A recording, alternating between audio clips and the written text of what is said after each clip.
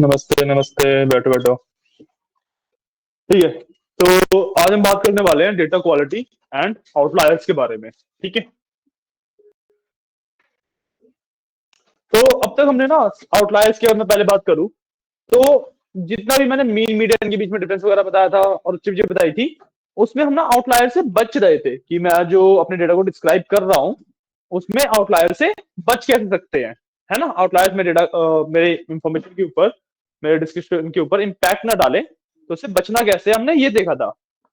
But जब तक मेरे को पता ही नहीं है कि मेरे डेटा में आउटलायर्स है या नहीं है, मैं उनसे बचूंगा कैसे? पहले मेरे को पता होना चाहिए कि मेरे डेटा में आउटलायर्स है भी या फिर नहीं। तो उसी के लिए आज हम बात करेंगे आउटलायर्स डिटेक्शन के बारे में। ठीक है, इसको आप आउटलायर डिटेक्शन भी बोल लो। तो हम आउटलायर्स को फाइंड आउट करने के बारे में बात करेंगे। ठीक है, और दूसरी जो चीज के बारे में बात करेंगे that is called data quality, कि हमारे पास जो डेटा है उसकी क्वालिटी कैसी है। ठीक है, उसकी क्या क्वालिटी है। Okay, and when we are talking about statistics, तो डेटा क्वालिटी ना सिर्फ दो चीजों से मैटर करती है, दो चीजों के ऊपर डिपेंडेंट होती है। ठीक है, एक हमारे डेटा के अंदर कितने डुप्लीकेट्स हैं, दूसरा हमारे डेटा में कितने नल वैल्यूज है। ठीक है, बाकी टाइपस वगैरह पे इतना ज्यादा इफेक्ट नहीं पड़ता है हमारे डेटा की क्वालिटी पे। ठीक है, तो डुप्लीकेट्स तो काफी सिंपल ही है डुप्लीकेट करना। तो अगर एक रो दो बार एग्जिस्ट कर रही है तो ठीक है, उसे हटा देंगे। बट जो मेन ट्रिकी पार्ट है वो है नल वैल्यूज का। ठीक है, अब जो आपने एक्सेल पढ़ा था या एसक्यूएल पढ़ा था, तो हम नल वैल्यूज को फिल आउट कर देते थे। ठीक है, based on some mean median mode किसी भी तरीके से फिल आउट कर देते थे। बट वो ना, if you are talking about data analysis, तो उसके लिए तो ठीक है, हमारा डेटा का एनालिसिस से सही हो जाता है। बट जो डिस्क्रिप्टिव स्टैट्स है ये आपके ना एआई वगैरह में भी यूज होती है। एंड एआई में मैं ऐसे ही फिल आउट नहीं कर सकता, क्योंकि अगर मैंने नल वैल्यूज को रेंडमली फिल आउट कर दिया तो मतलब जो एआई मॉडल वगैरह है उनकी क्वालिटी बहुत ज्यादा गिर जाती है। ठीक है, गेटिंग अ पॉइंट। तो मेरे पास सबसे बड़ा जो चैलेंज होता है डेटा क्वालिटी को लेके वो सिर्फ नल वैल्यू का बचता है। ठीक है, तो इसके अंदर उसी की बात करेंगे। डेटा क्वालिटी के अंदर हम नल वैल्यूज की बात करते हैं। ठीक है, नल्स की बात करेंगे। पहले तो डेटा क्वालिटी के अंदर नल्स की बात करेंगे। और जो आउटलायर्स हैं, ठीक है, आउटलायर डिटेक्ट करने के लिए हमारे पास दो तरीके होते हैं। पहला होता है जी स्कोर। ठीक है, पहला होता है हमारे पास जी स्कोर। जी स्कोर के बेसिस पे हमें पता लगता है कि हमारे डेटा के अंदर आउटलायर्स हैं या नहीं है। ठीक है, और दूसरा होता है I Q R rules. Remember हमने आई क्यू आर के बारे में पढ़ा था? रिमेंबर हमने आई क्यू आर के बारे में पढ़ा था? उसी के रिगार्डिंग कुछ रूल्स होते हैं। ठीक है, हाँ, Q3 - Q1। ठीक है, उसी के रिगार्डिंग कुछ रूल्स होते हैं। उस वैल्यू से भी हम एक्चुअली अपने आउटलायर्स को फाइंड कर सकते हैं। ठीक है, इन सब चीजों के बारे में स्टडी करेंगे। ठीक है, तो सबसे पहले नल वैल्यू वाला पार्ट करते हैं, डेटा क्वालिटी वाला पार्ट करते हैं, क्योंकि वो काफी सिंपल पार्ट है। ठीक है, तो जब मैं नल वैल्यूज की बात कर रहा हूँ, रुकना। ठीक है, जब मैं नल वैल्यूज की बात कर रहा हूँ, ठीक है, तो मेरे को दो ही चीजें फाइंड करनी होती हैं कि भाई नल वैल्यू कितनी है और कितना परसेंट है वो पार्ट। ठीक है, तो मान लो मेरे पास 10 रोज है, उसमें से 3 नल है। ठीक है, तो नंबर आ गया 3, परसेंटेज आ गई 30। ठीक है, ये दो चीजें निकालता हूं मैं। और इस केस में ना, जब मैं डिस्क्रिप्टिव स्टैट्स की बात कर रहा हूं या फिर डेटा साइंस के पार्ट की बात कर रहा हूं, तो मैं नल वैल्यूज फिल नहीं करता हूं। ठीक है, मैं सिर्फ क्या करता हूं कि भाई ठीक है, नल वैल्यूज हैं, अब मेरे को अपना एक एक्सेप्टेबल परसेंटेज बनाना पड़ता है कि भाई इतने परसेंट अगर नल वैल्यू है तो ठीक है, अगर इससे ज्यादा नल वैल्यूज है तो मैं उस कॉलम को यूज नहीं करूंगा। Get your point? ठीक है, अब जो एक्सेप्टेबल परसेंटेज है, ये टोटली डिपेंड्स ऑन यू। इसका कोई ऐसा नंबर नहीं है कि हाँ भाई 30% तक एक्सेप्टेबल होता है उसके बाद एक्सेप्टेबल नहीं होता। इसका ऐसा कोई नंबर नहीं होता। इट डिपेंड्स कि आप करना क्या चाहते हो। ठीक है, फॉर एग्जाम्पल अगर मेरे को मशीन लर्निंग का या डीप लर्निंग का कोई मॉडल ट्रेन करना है अपने डेटा के ऊपर, ठीक है, तो नल वैल्यूज 90 से मतलब कम, मतलब 10% से कम होनी चाहिए।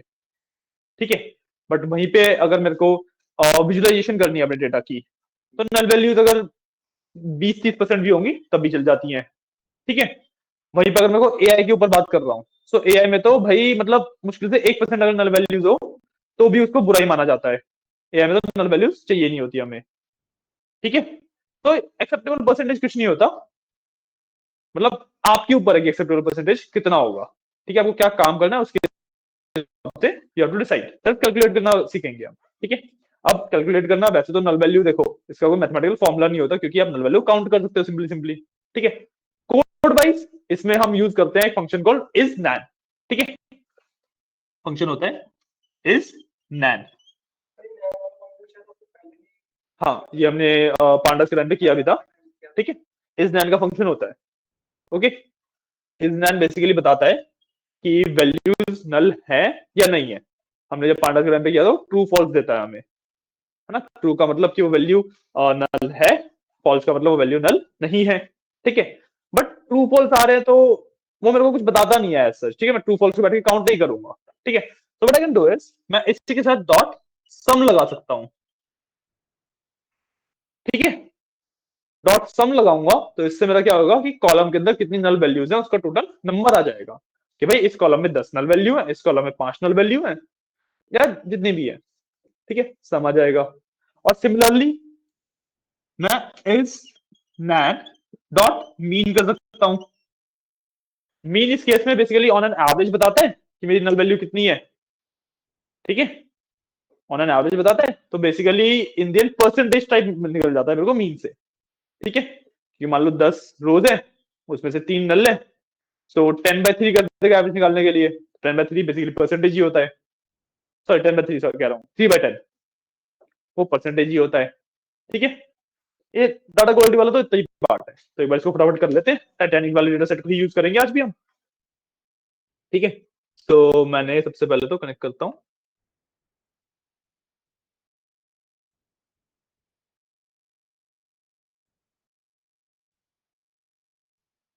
सेकंड, ठीक है कनेक्ट हो गया है। हाँ, टाइटैनिक वाले यूज कर रहे हैं, तो मैं सबसे पहले तो इसी वाले जो हमने लिखा हुआ था उसको रन कर लिया एक बार। ठीक है, और इसमें नल वैल्यूज की परसेंटेज एंड एवरीथिंग फाइंड कर लेता हूँ। तो कोड ब्लॉक कोड डालूंगा। I will write print df dot, हाँ इज नैन, थोड़ा सा जूम कर देता हूँ, डॉट सम।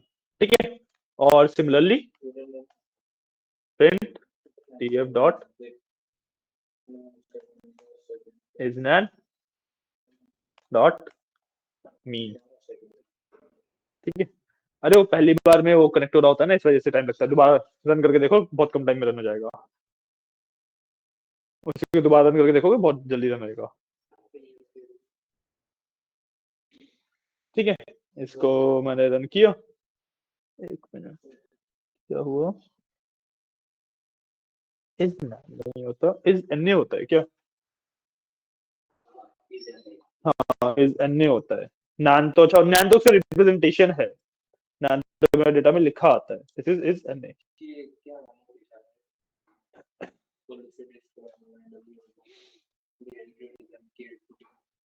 क्या? अरे कुछ नहीं है, वो एआई वाला पार्ट है। चाहिए? ठीक है, इज एन ए होता है। ठीक है, इसके बीच में आई will do one this line.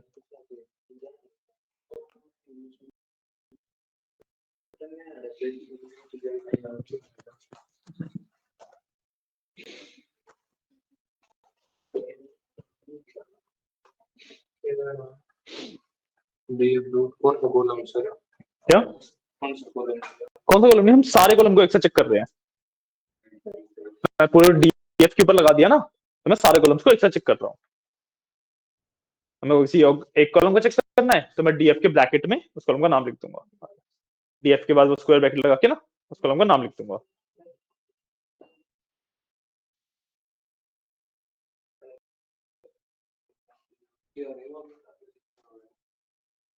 ए है नो,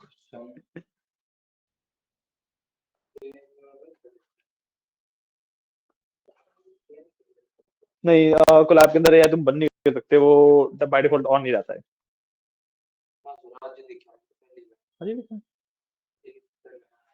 पता नहीं, मे भी तुम्हें अब अपडेट आया हो कोलैब पे तुम्हारे लिए।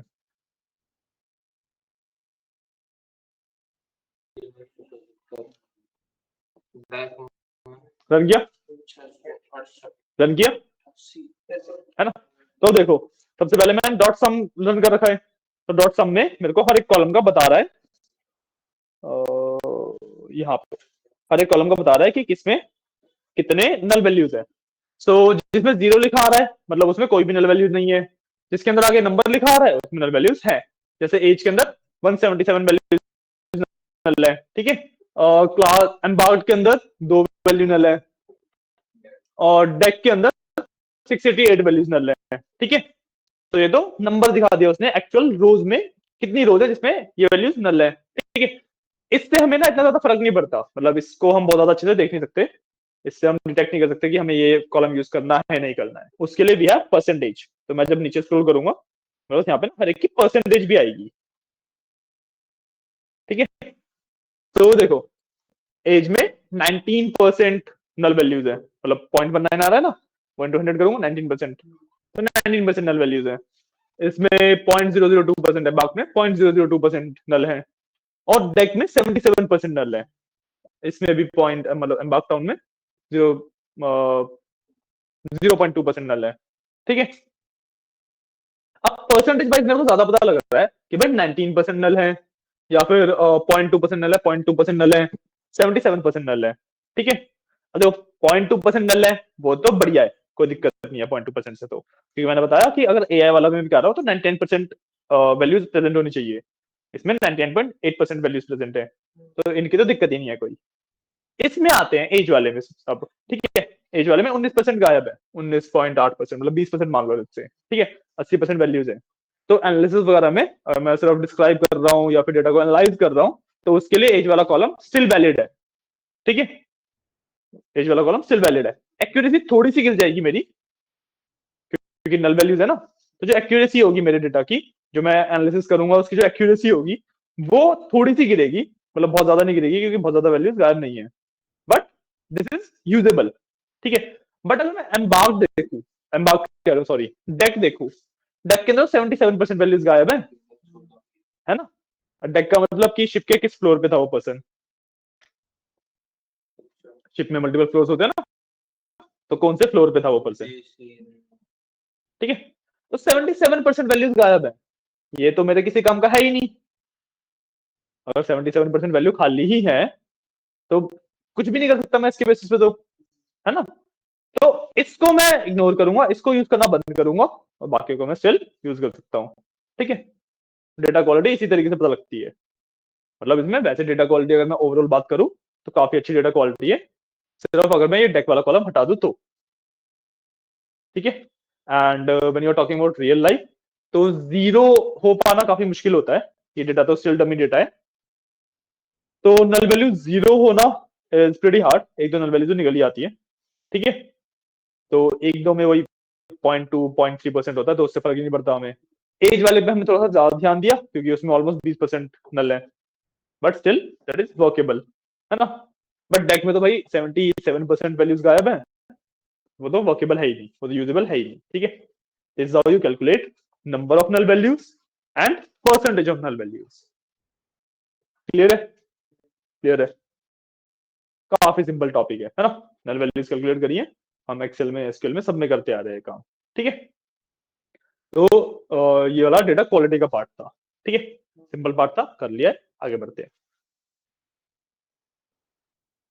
अब हम आते हैं अपने मेन टॉपिक आज के, जो है आउटलायर्स।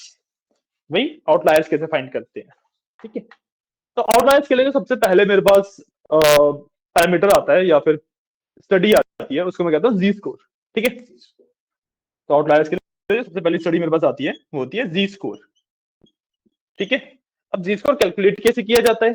जी स्कोर कैलकुलेट किया जाता है, मैं इसको जी से मार्क करूं तो x I minus x bar divide by standard deviation of x, ठीक है? मतलब x I minus mean of x upon और जो भी एक्स मेरा कॉलम है उसकी स्टैंडर्ड डेविएशन है, इससे मेरा जी स्कोर कैलकुलेट होता है, ठीक है? द पॉइंट इज कि जितने भी लाइब्रेरीज मैंने अब तक सीखी है, पांडास, नमपाई या मैट्प्लोट्लिब या सीबॉर्न का थोड़ा सा, उनके यूज करके मैं अपना जी स्कोर कैलकुलेट नहीं कर सकता डायरेक्टली, ठीक है? मैं डायरेक्टली अपना जी स्कोर उनको यूज करके कैलकुलेट नहीं कर सकता, ठीक है? इसके लिए एक नई लाइब्रेरी होती है कॉल्ड साइपाई, ठीक है? नाम होता है उसका साइपाई।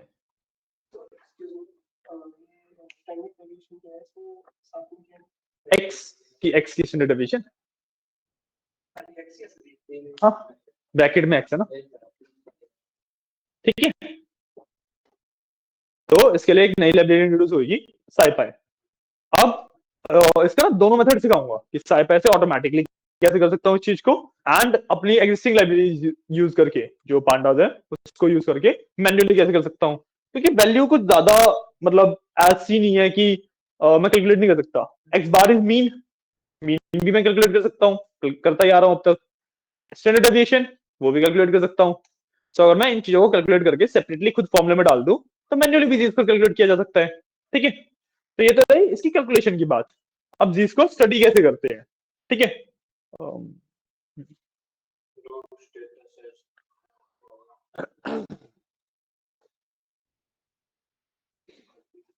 ठीक है, इसको स्टैंडर्ड डेविएशन को स्मॉल एस लिख लो, तो ऐसे लिख लो, ठीक है? अब जी इसको कैलकुलेट कैसे करते हैं? जी इसको कैलकुलेट करने का सबसे सिंपल तरीका है कि mod of G. Mod of G का मतलब पता है? मॉड्यूलस का मतलब बता देता, कि अगर नेगेटिव होगा तब भी पॉजिटिव हो जाएगा, है ना? कि -3 भी 3 होता है, 3 भी 3 होता है, ठीक है? अगर mod of G is greater than 3, अगर इसकी जो वैल्यू है वो या तो माइनस में या पॉजिटिव में किसी में भी 3 से ज्यादा है, हाँ मतलब -3 से कम उस तरफ हो गया ना, 3.8 3 कुछ भी, या 4 5 कुछ भी, या फिर उधर पॉजिटिव की साइड 4 5 कुछ भी, ठीक है? ज्यादा आ रही है अगर 3 से, तो मतलब हमारे डेटा के अंदर आउटलायर्स एग्जिस्ट करते हैं, ठीक है? सिंपल सी चीज, बहुत ज्यादा मुश्किल नहीं है इसको देखना, ठीक है? अब जो मेरा जी स्कोर है वो ना मैग्नीट्यूड नहीं बताता है, मतलब कितने आउटलायर्स हैं, बहुत ज्यादा है या बहुत कम है, ये नहीं बताता है, ठीक है?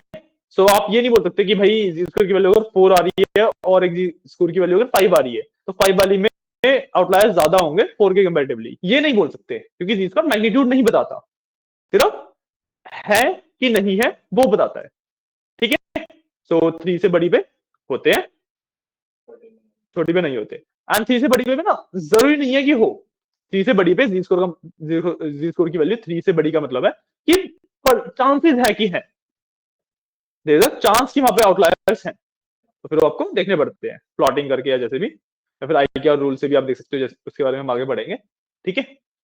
तो सबसे पहले तो सिंपल जी स्कोर जैसे मैं मैन्युअली कैलकुलेशन करता हूँ वो करते हैं, ठीक है? नहीं, अभी ऑटोमेटिक करने के लिए साइपा इंपोर्ट करना पड़ेगा, अभी मैं मैन्युअल वाला कर रहा हूँ पहले, साइंटिफिक पाइथन।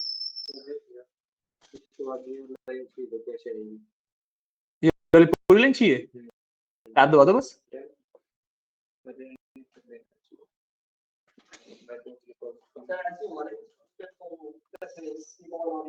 हाँ हाँ, ऐसे ही होता है, ठीक है। सबसे पहले हम मैन्युअली कैलकुलेट करना सीखेंगे, ठीक है।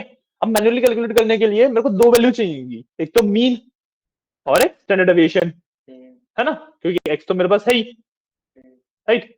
सो सबसे पहले कॉलम डिसाइड करते हैं, किस कॉलम के ऊपर मैं जी स्कोर कैलकुलेट करूंगा। So let's say I want to calculate Z score on, अब मीन है तो फेयर पे ही कर सकते हैं टेक्निक में, लेकिन न्यूमेरिकल वाला कॉलम वही है फेयर टिकट प्राइसेस, उसके अलावा तो न्यूमेरिकल वाला कोई कॉलम ही नहीं है। हाँ, उसमें जीरो नल डाटा भी है, तो हमारे लिए अच्छा खासा कॉलम है ना। So I will do X equal to DF में से फेयर निकाल लिया मैंने, ठीक है।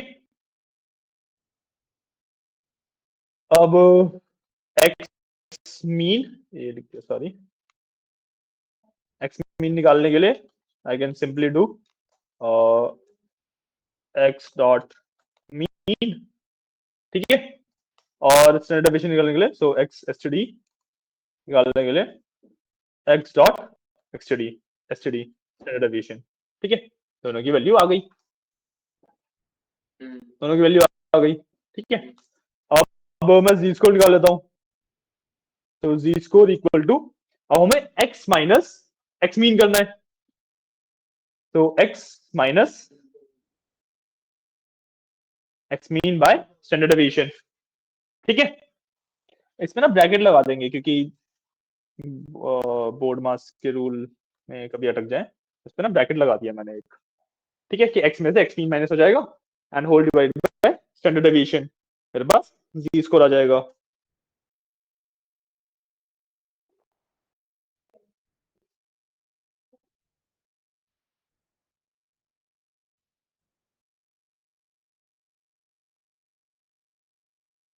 ठीक है, क्लियर है। ये क्यों निकालना पड़ा हमें? क्या चीज? एसटीडी स्टैंडर्ड डेविएशन जी स्कोर के फॉर्मूले में है ना, मेरे को स्टैंडर्ड डेविएशन डिवाइड करना पड़ेगा उसे, तो ये एस लिखा है नीचे, अच्छा दैट इज स्टैंडर्ड डेविएशन ना, इसलिए मैंने उसे निकाला, ठीक है। इसको मैं रन करूंगा, तो अब ना ये मेरे को एरे देगा, मतलब पूरा उसने नंबर दिया, पूरी लिस्ट दी इसने जी स्कोर्स की, क्योंकि जी स्कोर हर एक वैल्यू के लिए होता है, हर एक रो के लिए उसने जी स्कोर की वैल्यू निकाल दी। हर एक रो के लिए जी स्कोर की वैल्यू का क्या मतलब होता है कि भाई जो ये रो है, क्या ये आउटलायर है या फिर नहीं है, करिए पॉइंट। जो फर्स्ट रो है उसकी वैल्यू है -0.5, 3 से अंदर है, अगर मैं मॉड कर दूं इसका तो 3 के अंदर है ये तो अपने आप आ गए भाई सब। ठीक है, 3 के अंदर है, तो ये एक आउटलायर नहीं है, सारी ये वैल्यूज अब तक 3 के अंदर ही आ रही है, 0 पॉइंट आ रही है, तो इनमें से कोई भी आउटलायर नहीं है, but there is a chance कि बीच में कहीं पे 3 से बड़ी वैल्यू भी आए, क्योंकि यहाँ पे तो सिर्फ 10 वैल्यू दिखा रहा है ना 890 टोटल वैल्यूज में से, तो देयर इज अ चांस बीच में कहीं पे बड़ी वैल्यू भी हो सकती है, तो चेक करनी पड़ेगी। हाँ। अब मेरे को चेक करना है कि बड़ी वैल्यूज हैं, एक तो प्रेजेंट है या नहीं है, और अगर है तो कितनी है,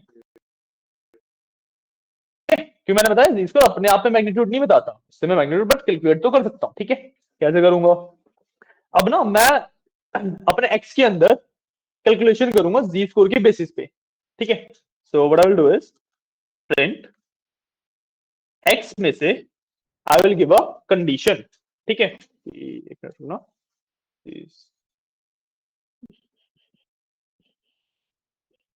चेक नहीं लग सकता सर इसमें। नहीं, इस पे चेक तो एसक्यूएल का पार्ट है ना, फिर लगता। इसको ना बात इसमें भी क्या करना चाहिए? मैं चेक किया था, मैं कब चेक किया था, क्या था पीएस कोड में चेक करने के लिए? क्या चेक करने के लिए किया था? कंडीशन ट्रू है, इसमें कंडीशन नहीं लगेगी। नहीं, कंडीशन देंगे ना, कंडीशन तो लगाई है, तो चेक नहीं चलता सर, इसमें आपने करवाया ना चेक शायद। मेरे ख्याल तो नहीं करा था, पाइथन में तो चेक नहीं एग्जिस्ट नहीं करता, पाइथन में तो चेक नाम से कुछ होता ही नहीं, ठीक है। अब जी स्कोर is greater than 3 और z score is smaller than -3, ठीक है। इस तरीके से मैंने कंडीशन लगाई, देखो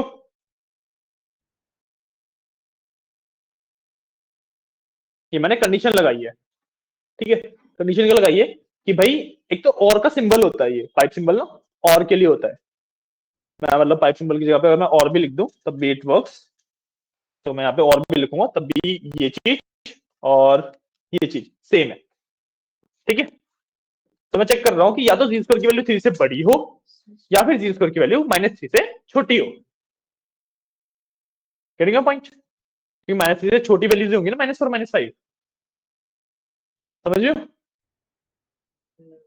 ठीक है, इसको मैं प्रिंट करूंगा तो मेरे पास अभी सेम आ रही है। अच्छा मैंने ऊपर प्रिंट जी स्क्वायर भी कर रखा ना, इसको हटा देंगे। मेरे को जी स्क्वायर कैलकुलेट तो कर ही लिया मैंने, सिर्फ ये वाली वैल्यूज देखूंगा।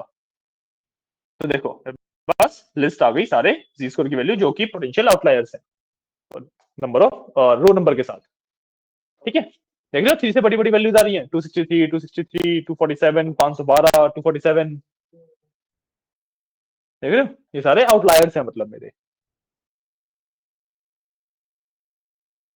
समझ आया टिंकू? समझ रहे हो? समझ आ रहा है कि नहीं आ रहा है? याद नहीं आया? देखो मैंने जी स्क्वायर कैलकुलेशन करी, वो तो समझ आया। मैंने सिंपली अपना एक्स में से एक्स मीन को माइनस किया और इस पूरे जो नंबर को डिवाइड कर दिया स्टैंडर्ड डेविएशन से। तो मैं अब मैंने पूरे अपने जितने भी 890 रोज थी, 890 की 890 रोज के लिए जी स्कोर कैलकुलेट कर लिया। अब 890 रोज में मैन्युअली तो नहीं देखूंगा कि कौन से किसकी जी स्कोर की वैल्यू 3 से बड़ी है ना। तो मैंने इसके लिए कंडीशन लगाई कि भाई मेरे को ऐसी वैल्यूज दे दो जिसमें जी स्कोर की वैल्यू या तो 3 से ज्यादा हो या -3 से कम हो। 3 से ज्यादा में 4 5 6 आ जाएगा, -3 से कम में -4 -5 -6 आ जाएगा। तो जिसमें ये कंडीशन सेटिस्फाई हो रही है वही मेरा वो है आउटलायर, है ना, वही मेरा आउटलायर है। तो उसने दे दिया कि भाई सर ये सारे आउटलायर्स हैं। ये सारे आउटलायर्स हैं, ठीक है, ये सारे आउटलायर्स हैं। अब ऐसे तो आप देखो इसे मैन्युअली भी काउंट कर सकते हो क्योंकि यहाँ पे नंबर बहुत छोटा है, ठीक है। बट द पॉइंट इज अगर नंबर ज्यादा होते, ज्यादा आउटलायर्स होते तो मैन्युअली काउंट नहीं कर सकते थे। तो उसके लिए मैं सिंपली क्या कर सकता हूँ, उसके लिए मैं करूंगा प्रिंट लेंथ का फंक्शन यूज कर लूंगा, लेंथ, ठीक है। लेंथ के अंदर ये मैंने पेस्ट कर दिया जो ऊपर वाली वैल्यू थी, ठीक है। इसको यहाँ पे लिख भी देता हूँ अंदर टोटल आउटलायर्स, ठीक है। को रन करेंगे तो भाई टोटल आउटलायर्स है मेरे पास 20 आउटलायर है, क्लियर है। 890 में से 20 मेरे आउटलायर हैं।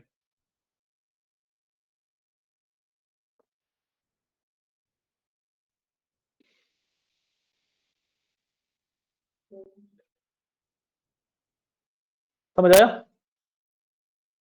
कोई डाउट्स इस पार्ट में? इस पार्ट में कोई डाउट है?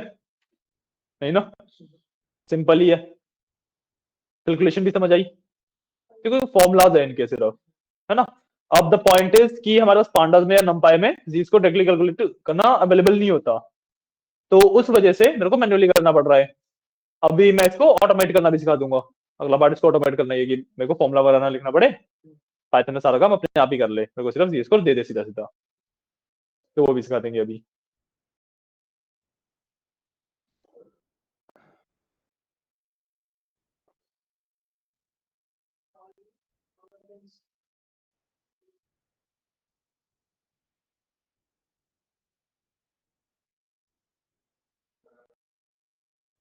ऊपर के आउटपुट देखने के लिए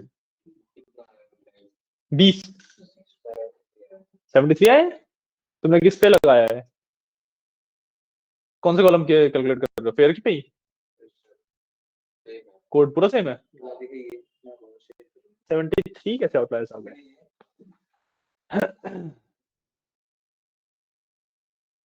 फिर डेटा सेट तो सेम ही यूज कर रहे हैं हम सब, आना तो नहीं चाहिए 73। लास्ट रो 799 है, 779।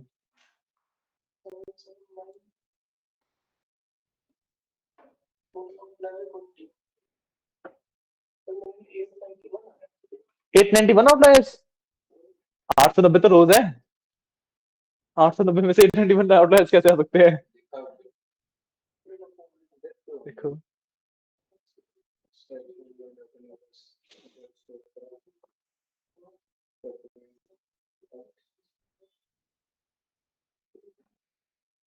मैं एक बार दोबारा करके देख लेता हूँ, कभी मेरे वाले ने कुछ इशू किया।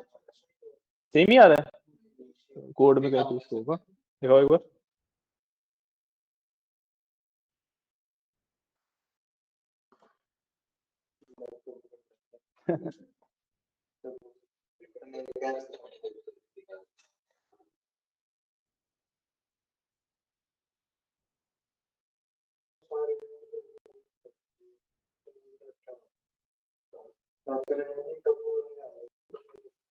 मेरे बीच कोई चीज नहीं है।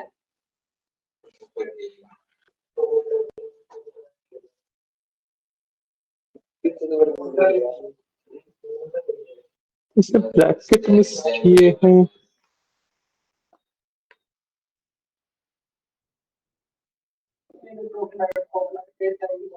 एट 91 टोटल आउटलायर कैसे आ सकते हैं?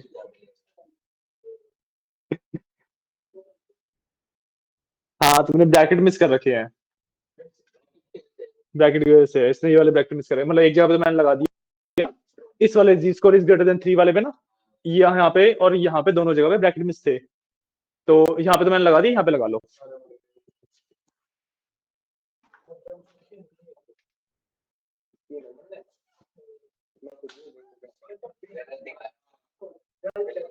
क्या गलत दिखा रहा है?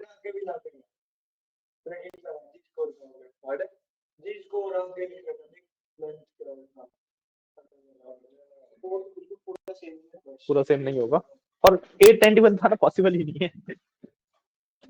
देखो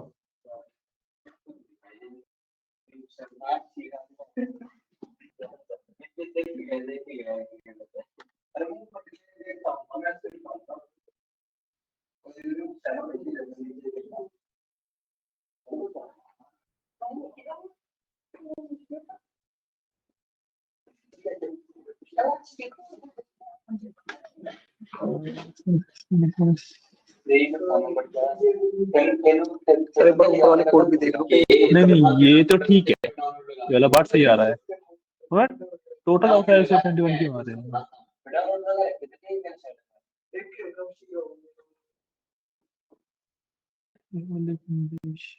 थोड़ी, अरे -3 से छोटी है भाई, तो सारे ही रो ले लोगे।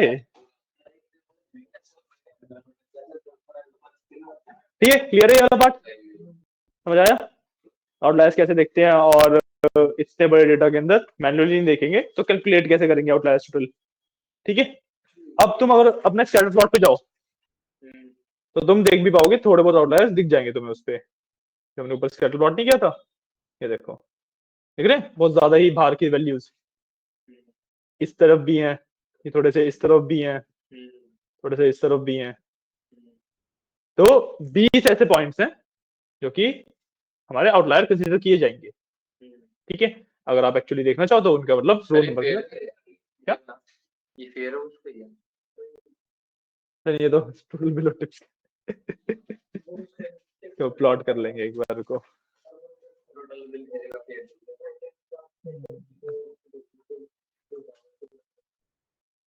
रन कर लेते हैं, मैंने वो देखा ही नहीं।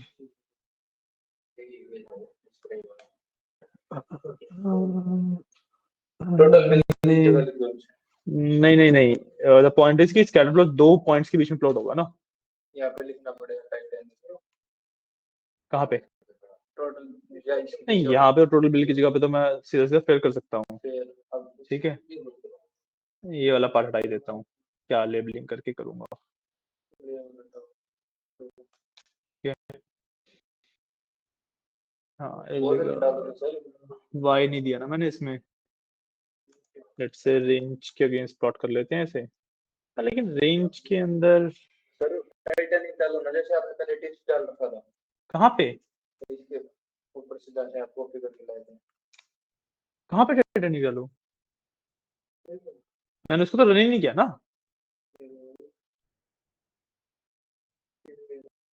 उल्टा करके इनमें से रे रहा। एक मिनट रुको, मैं पहले एक बार इसको फिक्स कर लूं फिर देखता हूँ। अच्छा दो ब्रैकेट कम करके टोटल बिलो के बिग ब्रैकेट था क्या कॉलम था ना टिक टिप एक कॉलम था। तो हमने टिक को टोटल को दोनों को एक साथ लिया था हाँ जब लिखे कितना कर लेगा हाँ देखो मैंने रेंज के अगेंस्ट से प्लॉट किया, तो अब तुम देख सकते हो कि ज्यादातर मेरे फेयर की वैल्यू यहाँ पे है, कुछ वैल्यूज ऊपर उड़ रही है और कुछ तो बिल्कुल ही ऊपर है। तो ये तीन तो डेफिनेटली आउटलायर्स हैं, और ये वाली जो रो है इसमें भी काफी कम वैल्यूज है, तो इनमें से भी मतलब 20 आउटलायर्स उसने निकाल के दिए हैं, तो वो 20 आउटलायर्स होंगे। ठीक है, क्लियर है, समझ आया? ये तो प्लॉटिंग का कोड है, ये तो ऊपर से कॉपी किया है बस मैंने। तो लेबलिंग करनी पड़ेगी नहीं हटा सकता हूँ, वो तो एआई ने दिया था तो मैंने डाल ही दिया, मैं कहा लिखना पड़ेगा नहीं मेरे को, अभी भी आएगा मेरा लेबल के भी आएगा। तो क्या डालना पड़ा इसमें क्या रेंज में डालना पड़ा हाँ मैंने लेंथ के अगेंस्ट किया ना, कि स्कैटर प्लॉट दो वैल्यूज के बीच में प्लॉट होता है, स्कैटर प्लॉट हमेशा दो वैल्यूज के बीच में प्लॉट होता है ना, सिंगल वैल्यू का स्कैटर प्लॉट समझ बना सकते हो तुम। रेंज के अंदर अपना टैन डाल दिया दोनों को डाल दिया लेंथ के अंदर मैंने मतलब पेयर में जितने भी वो है वैल्यूज उसकी लेंथ निकाल ली, टोटल 890 आएगी। मैंने तो 890 रेंज में डाला, तो एक से लेके 890 तक, एक से नहीं जीरो से होगा, हाँ जीरो से लेके 890 तक, और उसके अगेंस्ट पेयर प्लॉट कर दिया।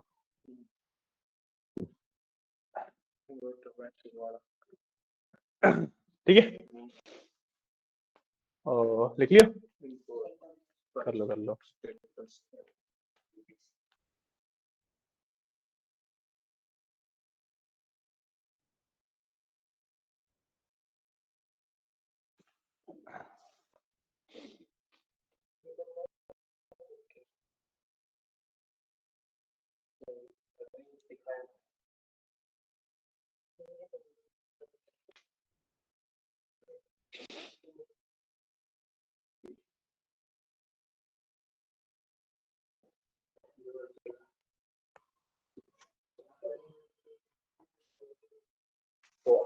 थोड़ा जल्दी कर लो आगे, मतलब आज के लिए 2 टॉपिक और बचे हैं अभी।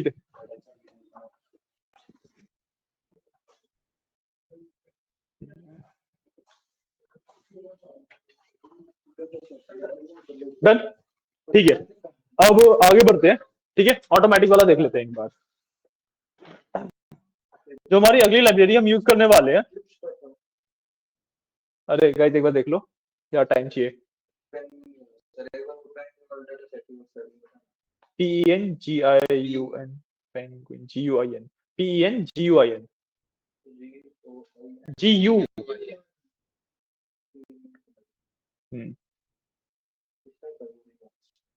हाँ बॉडी मास इंडेक्स पेंगुइन में था,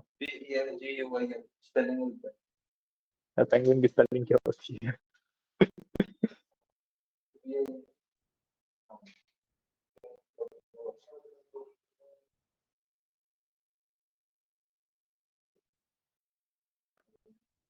पेंगुइन्स है उसका नाम शायद से, क्योंकि स्पेलिंग तो यही है, पेंगुइन्स होगा उसका नाम, GUINS लगा दो बस।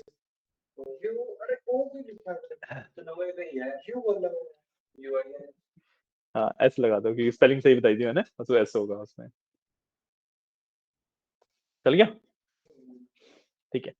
एक बार अगले वाले पार्ट पे बढ़ते हैं। ठीक है, अब SciPy का यूज करके, साइंटिफिक पैटर्न का यूज करके I will calculate the Z score automatically. ठीक है, तो कैसे करेंगे? सबसे पहले मैं इंपोर्ट करूंगा, इंपोर्ट SciPy, नहीं SciPy में ना एक मॉड्यूल होता है स्टैट्स के नाम से, मैं सीधा सीधा उसको इंपोर्ट करूंगा। सो मैं क्या करूंगा, फ्रॉम SciPy इंपोर्ट स्टैट्स। ठीक है, इस तरीके से इंपोर्ट करूंगा मैं। ठीक है, स्टैट्स का मेरे पास एक मॉड्यूल होता है, थोड़ा सा जूम कर देता हूँ इसे बेशक से।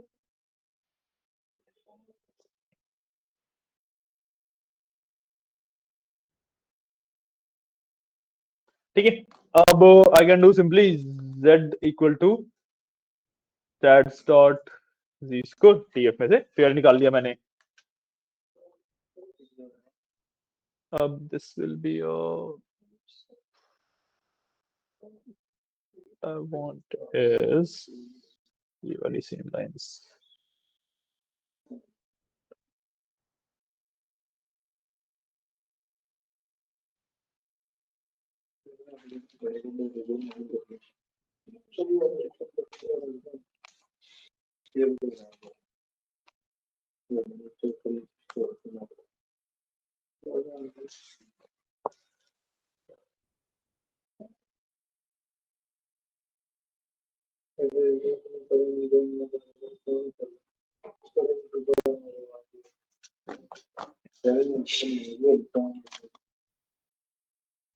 इसमें लगते हैं, ठीक है, कैलकुलेट करते हैं। हाँ, सेम वैल्यूज मेरे पास ऑटोमेटिकली भी आ गई, ठीक है।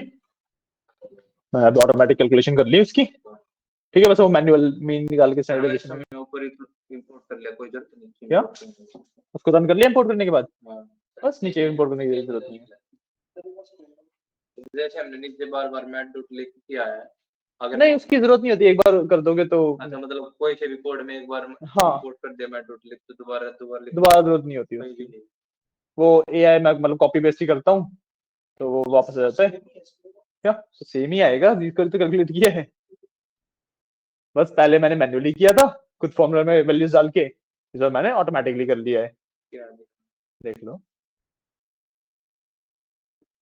ये ऑटोमेटिक है, इसमें फॉर्मूला कहाँ है, वो है आसान सा लग गया मुझको, हैं? क्या कह रहे हो?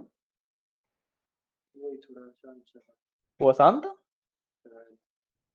उसके बाद तुम्हें मीन स्टैंडर्ड डेविएशन सब कुछ अलग से कैलकुलेट करके फॉर्मूले में डालना पड़ता है। इसमें तुमने सिर्फ स्टैट्स डॉट जी स्कोर में एक्स डाल दिया, कैलकुलेट करके दे दिया इसने। बाकी तो जो ये वाला कंडीशन है कि जी स्कोर 3 से बड़ा या -3 से छोटे वाला, वो तो तुम्हें मैन्युअली करनी पड़ेगी दोनों केस में ही।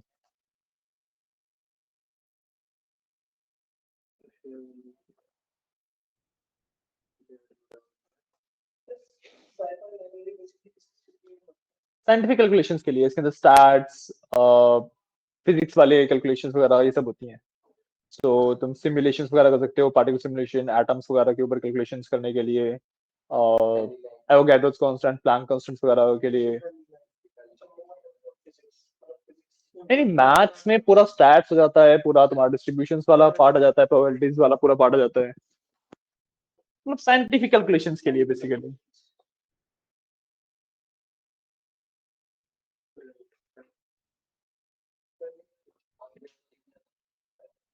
देख लिया, ठीक है, तो देख लिया।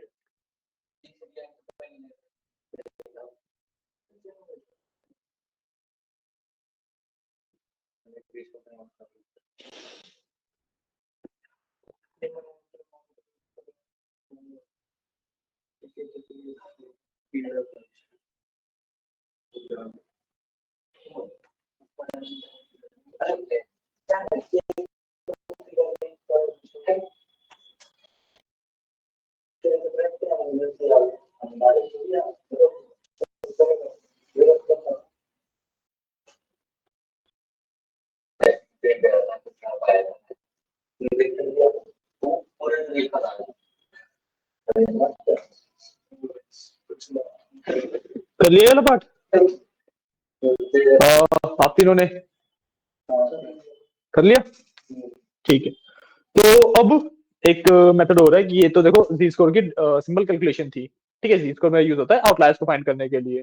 अब मेरा आईक्यूआर होता है, उसके थ्रू भी मैं जी स्कोर फाइंड कर सकता हूँ। तो जो कह रहा हूँ जी स्कोर फाइंड कर सकता हूँ, आउटलायर्स फाइंड कर सकता हूँ आईक्यूआर के थ्रू, ठीक है। तो जो मैं आईक्यूआर के थ्रू आउटलायर्स फाइंड करता हूँ उसको मैं कहता हूँ आईक्यूआर रूल्स, ठीक है।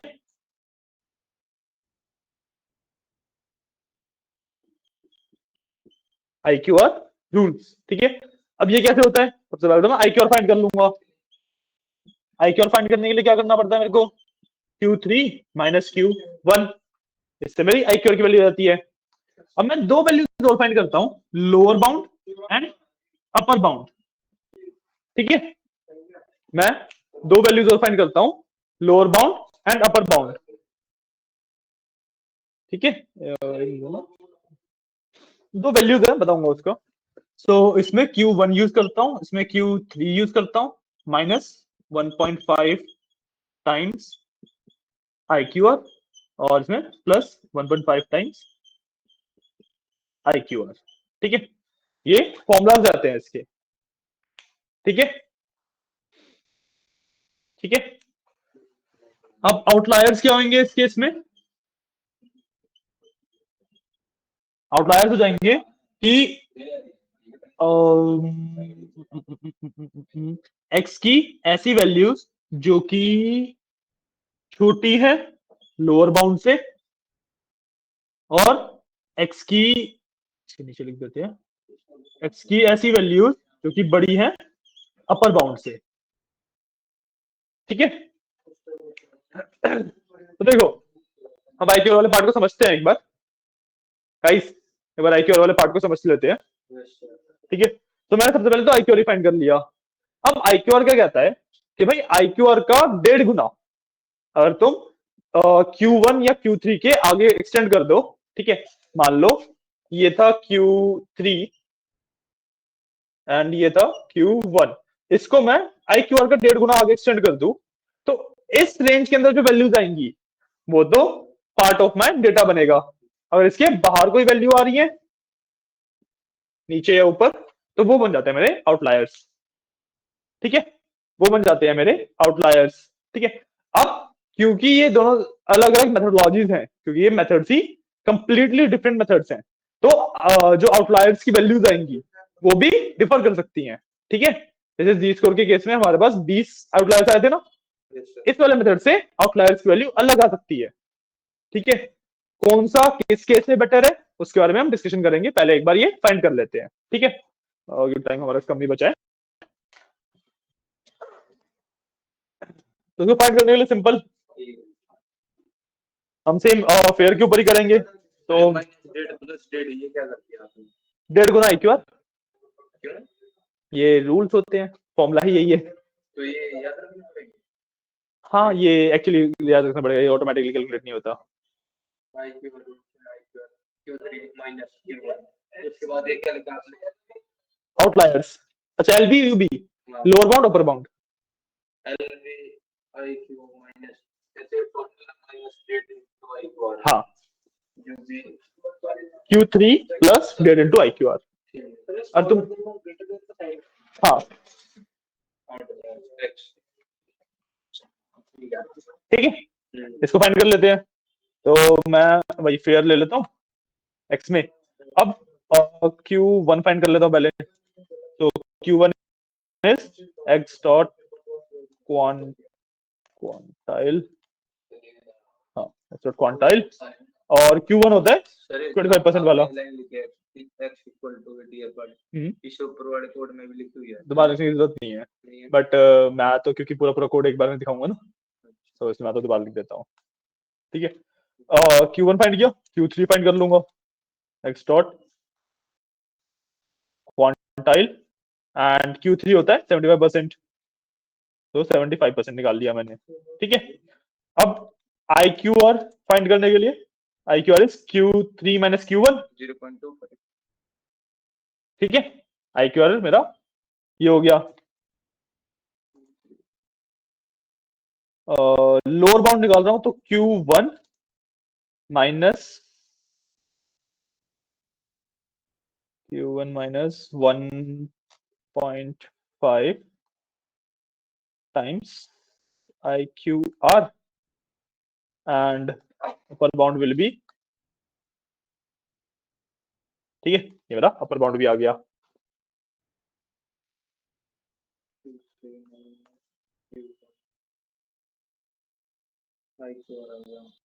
ठीक है, इसको रन कर लेते हैं एक बार। मेरे पास इसमें 116 ट्रायल्स आए हैं इस केस में।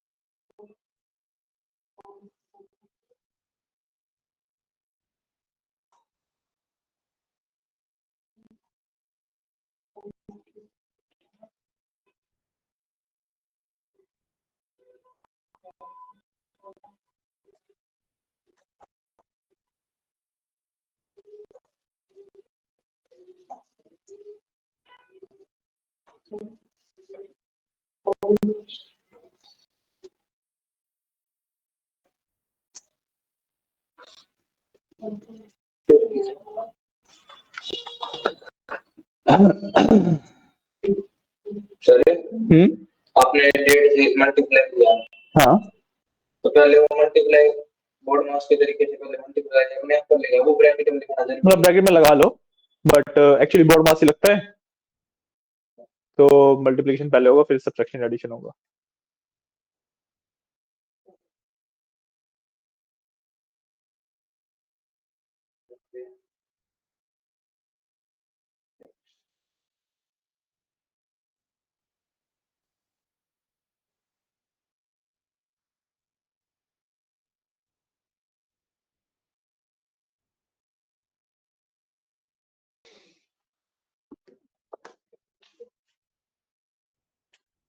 ठीक है, ये लिख लो, इतना मैं तुम्हें इसका डिस्ट्रीब्यूशन टाइप भी बता दूं, मतलब कौन सा कब प्रेफर किया जाता है। ठीक है, तो हमारा जो जी स्कोर है वो हम तब प्रेफर करते हैं जब हमारे पास ना डेटा है और नॉर्मलाइज्ड हो। नॉर्मलाइज्ड का मतलब एक पर्टिकुलर पैटर्न के अंदर ही चल रहा है। ठीक है, तो फॉर एग्जांपल ये नोट डाउन करना है किसी को, ये नोट डाउन कर लिया ना? ठीक है, तो इरेज कर सकता हूँ।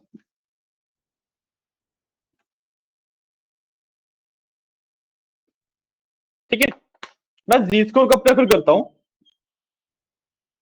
मैं जी स्कोर प्रेफर करता हूँ जब मेरा चार्ट ना कुछ इस तरीके से दिख रहा हो।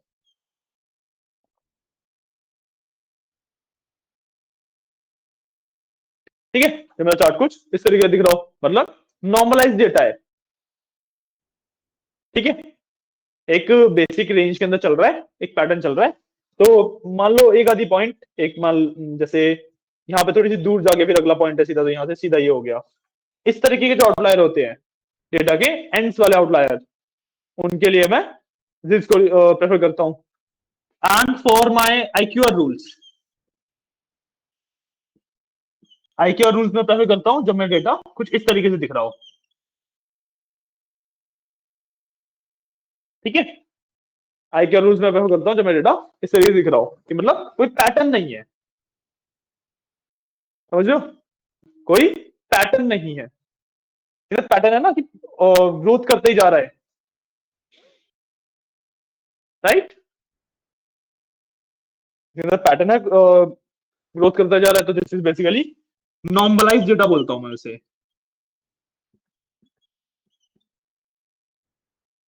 ठीक है, ये यूज होता है नॉर्मलाइज डेटा के ऊपर, एंड आईक्यूआर यूज होता है स्क्यूड डेटा के ऊपर।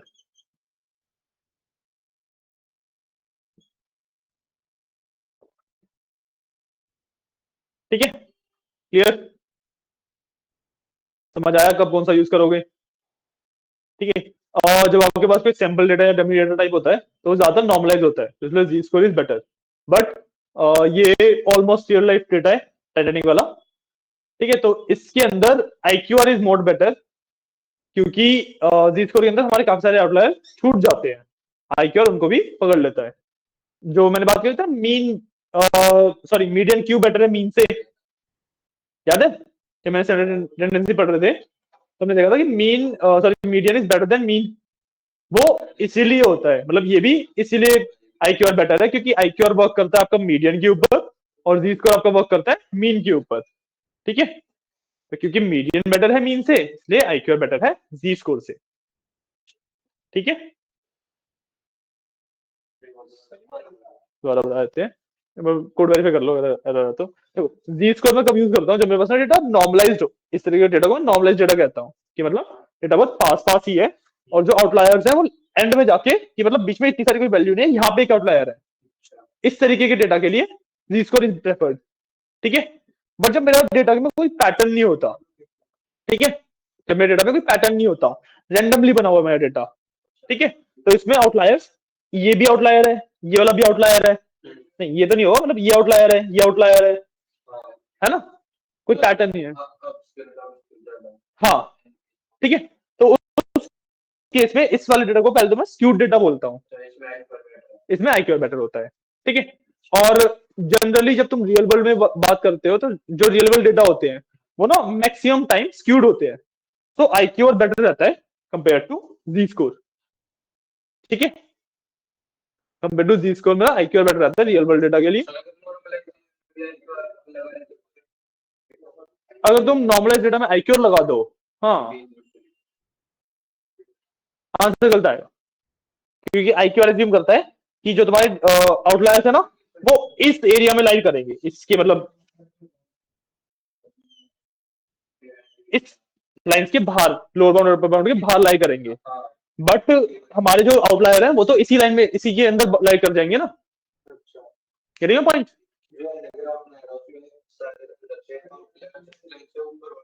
हाँ ठीक है, क्योंकि हमारा जो डेटा था, जो स्कैटर प्लॉट हमने बनाया था वो, हाँ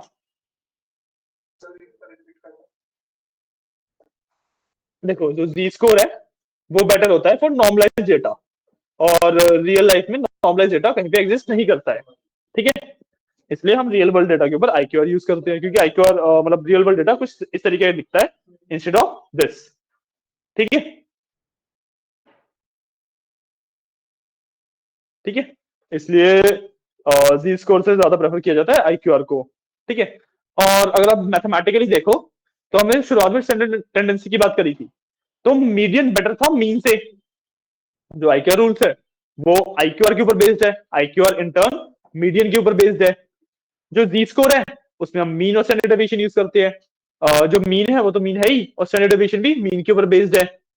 तो मैं ये कह सकता हूँ कि जी स्कोर मेरा मीन के ऊपर बेस्ड है, IQR मेरा मीडियन के ऊपर बेस्ड है। तो मीडियन बेटर होता है मीन से, इसलिए IQR बेटर है जी स्कोर से, इस तरीके से भी आप कह सकते हो, ठीक है। तो ज्यादातर रियल लाइफ में जब आप एनालिसिस करोगे IQR ही यूज किया जाता है, जी स्कोर एक और मेथड है इसलिए मैंने आपको बताया, ठीक है। बट 99 क्या, अभी तो वही तो समझा रहा था मैं अभी देखो पहले तो डेटा समझो कि ये नॉर्मलाइज डेटा है, ये स्क्यूड डेटा है। जब आप रियल लाइफ में कोई भी डेटा के ऊपर वर्क करते हो ना तो वो स्क्यूड होता है, नॉर्मलाइज नहीं होता, ठीक है। और जो स्क्यूड डेटा होता है उसके अंदर आउटलायर्स फाइंड करने के लिए IQR बेटर रहता है, क्यों? क्योंकि जो स्क्यूड डेटा है उसके अंदर मीन बहुत ज्यादा वेरी करता है, मीन बहुत ज्यादा हिल जाएगा, बट मीडियन स्टेबल रहेगा। तो IQR मीडियन के ऊपर बेस्ड है, इसलिए अगर मैं IQR के थ्रू आउटलायर्स कैलकुलेट करता हूं तो वो ज्यादा एक्यूरेट रहते हैं जी स्कोर के कंपैरेटिवली, क्योंकि जी स्कोर मीन के ऊपर बेस्ड है, ठीक है। जी स्कोर बेटर है जब मेरे पास आउटलायर्स इस तरीके के हो कि भाई डेटा चल रहा है, यहाँ पे बीच की वैल्यूज गायब हो गई सारी, यहाँ पे कुछ वैल्यू नहीं है और सीधा एक वैल्यू यहाँ पे है, तो इस तरीके के आउटलायर को फाइंड करने के लिए जी स्कोर बेटर है। और जो IQR है वो जैसे ये एक आउटलायर है, ये एक आउटलायर है, मतलब एक लोअर बाउंड अपर बाउंड बनाएगा वो, इस तरीके से उसने लोअर बाउंड और अपर बाउंड बनाए, तो जो भी पॉइंट इसके बाहर लाई कर रहे हैं ये सारे आउटलायर्स होते हैं, तो दिस इज बेटर, ये कैलकुलेशन बेटर है रियल वर्ल्ड डेटा के लिए, ठीक है। क्लियर है, सिंपल, समझ आया, ठीक है। अब कल एक डिस्क्रिप्टिव स्टैट्स का हम प्रोजेक्ट टाइप करेंगे, ठीक है। तो उसके अंदर मैंने कंसेप्ट आपको सारे बताई दिए, मैं आपको एक डाटा सेट दूंगा, उसके ऊपर आपको उसको मतलब अच्छे से डिस्क्राइब करना है, ठीक है। इस तरीके का आपका एक प्रोजेक्ट रहेगा कल क्लास में, एंड उसके बाद हमारा डिस्क्रिप्टिव स्टैट्स खत्म हो जाएगा। अगले हफ्ते से हम शुरू करेंगे इन्फ्रेंशियल स्टैट्स, ठीक है। इतना ही होता है डिस्क्रिप्टिव स्टैट्स, क्लियर। तो आज के लिए इतना ही, क्लास अब करते हैं एंड, चलिए थैंक यू।